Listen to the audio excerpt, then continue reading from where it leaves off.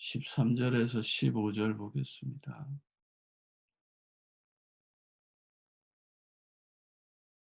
기록된 바 내가 믿었으므로 말을 했다 한 것 같이 우리가 같은 믿음의 마음을 가졌으니 우리도 믿었으므로 또한 말하노라. 주 예수를 다시 살리사 너희와 함께 그 앞에 서게 하신 줄을 아노라. 이는 모든 것이 너희를 위함이니 많은 사람의 감사로 말미암아 은혜가 더하여 넘쳐서 하나님께 영광을 돌리게 하려 함이라. 아멘.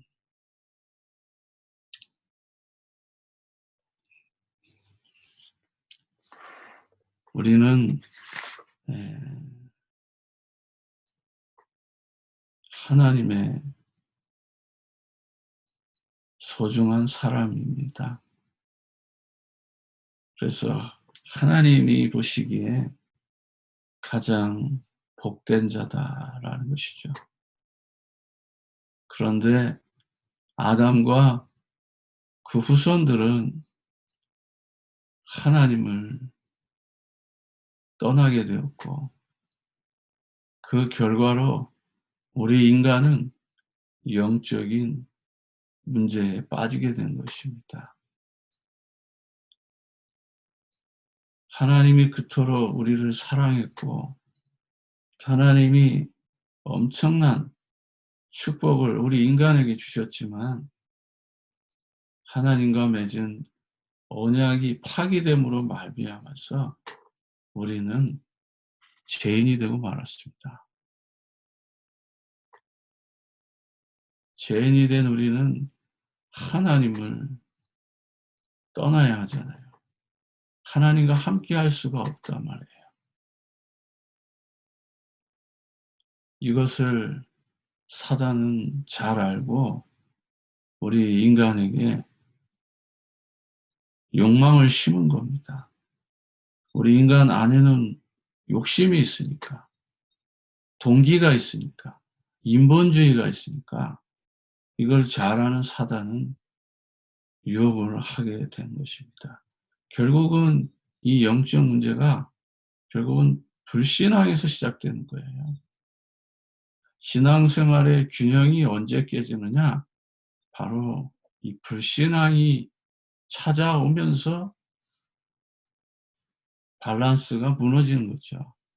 그러니까 영적 밸런스가 무너지니까 결국에는 뭐예요?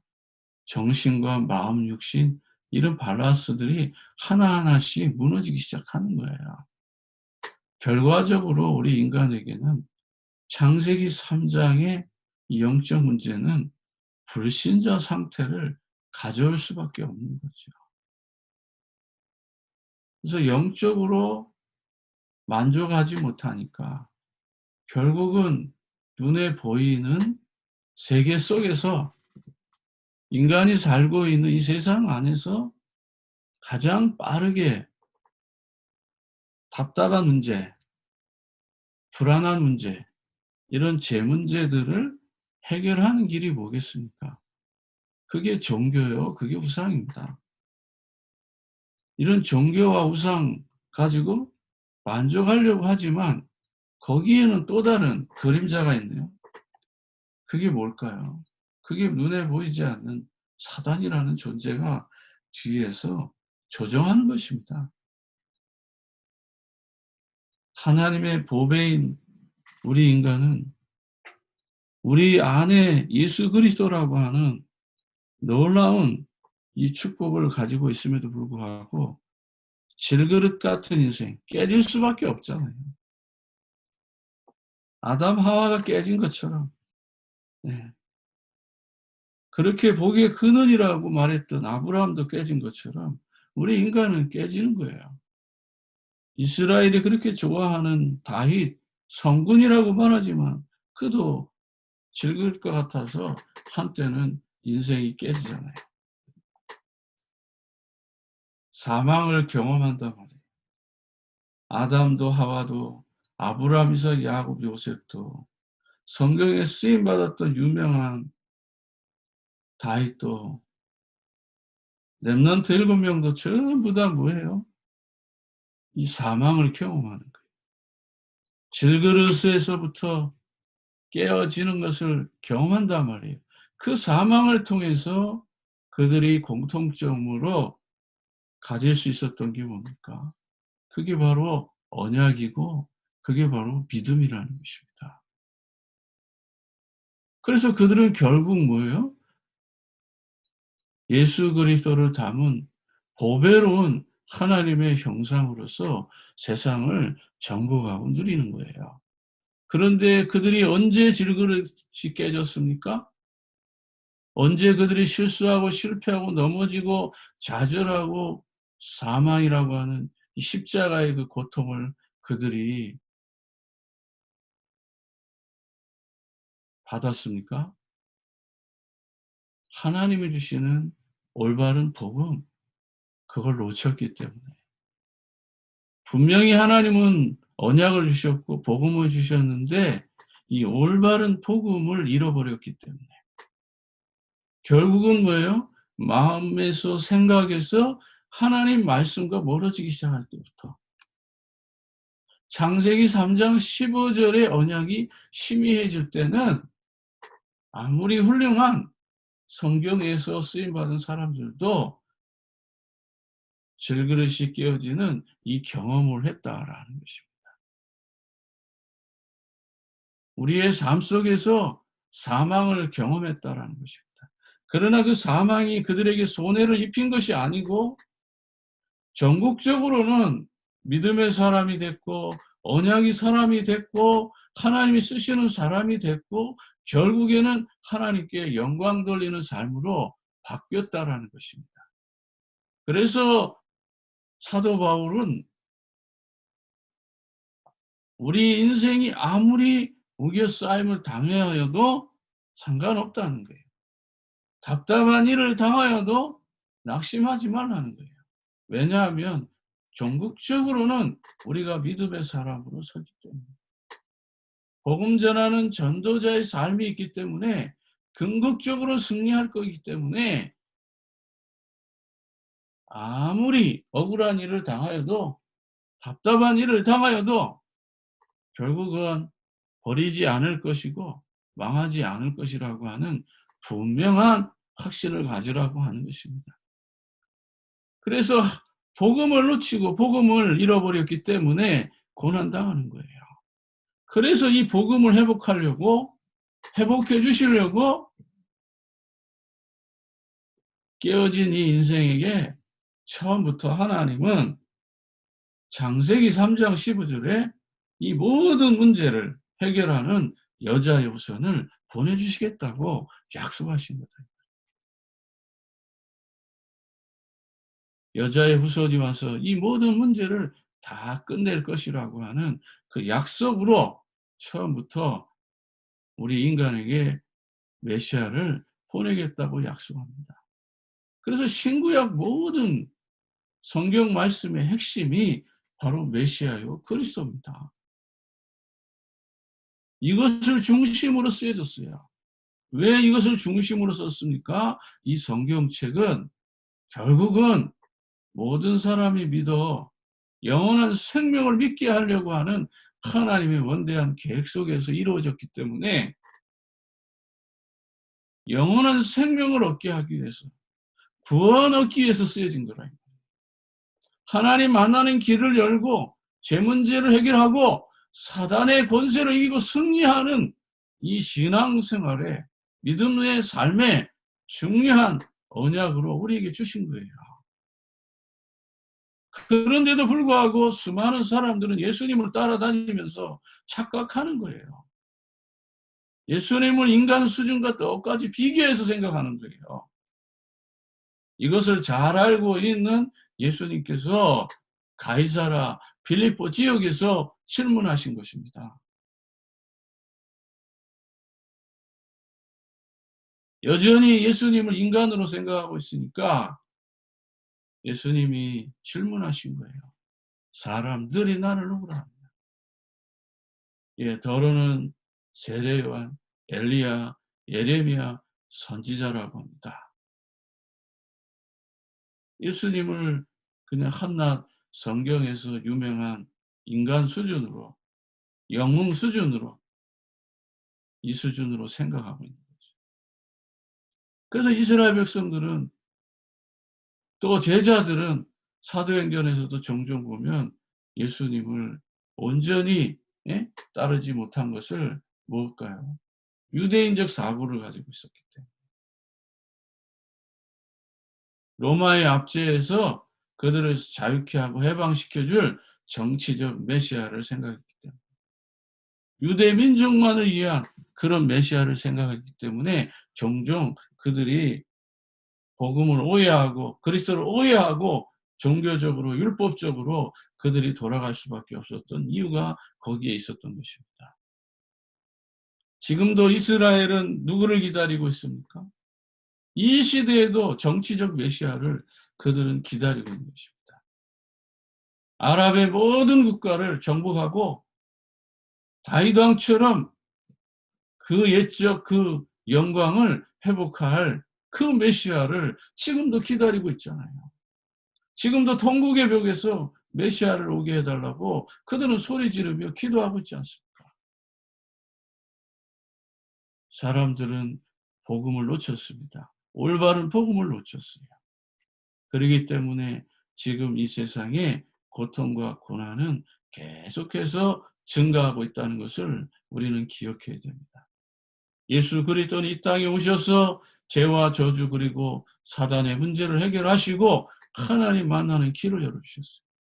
그래서 우리는 지속해서 뭘 해야 돼요? 복음을 들어야 됩니다. 복음은 한 번만 듣고 마는 것이 아니라 반복해서 지속적으로 들어야 된다. 참된 복음은 하나님으로부터 온 겁니다. 성경에서는 땅의 것과 육신적인 것을 복이라고 하지 않습니다. 참된 복은 예수님께서 제자 베드로에게 말씀하셨던 것처럼 참된 복은 예수 그리스도를 주인으로 고백하는 것입니다.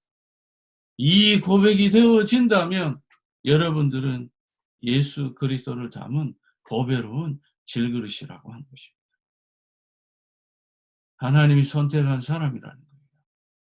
그런데 예수님을 앞에 두고도 예수님을 3년씩이나 따라다녔던 도마와 같은 사람은 예수님을 믿지 못하잖아요. 그래서 예수님께 말씀하잖아요. 내가 그 옆구리에 손을 넣어보아야만 되겠다. 옆구리에 손을 넣어보고 그제서야 이 도마는 나의 주 나의 하나님으로 예수님을 고백하는 것입니다. 예수 그리스도를 전하는 이 마음이 담겨지는 것입니다. 그래서 복음은 한 번만 듣는 것이 아니고 매일매일 반복해서 들을 때에 우리에게 회복되는 것이 있습니다. 하나님과 나와의 관계잖아요. 그 하나님과 나와의 관계가 뭐예요? 믿음입니다. 그래서 13절에 내가 믿었으므로 말하였다 함과 같이 우리가 같은 믿음의 마음을 가졌으니 우리도 믿었으므로 또한 말합니다. 믿었기 때문에 말합니다. 믿지 못하면 말할 수 없는 거예요. 예수 그리스도를 말하는 것은 어려운 것이 아니라 우리가 계속해서 반복해서 복음을 들었기 때문에 말하고 말하는데 믿고 말하고 믿고 말하는 거예요. 자연스러운 거란 말이에요. 네?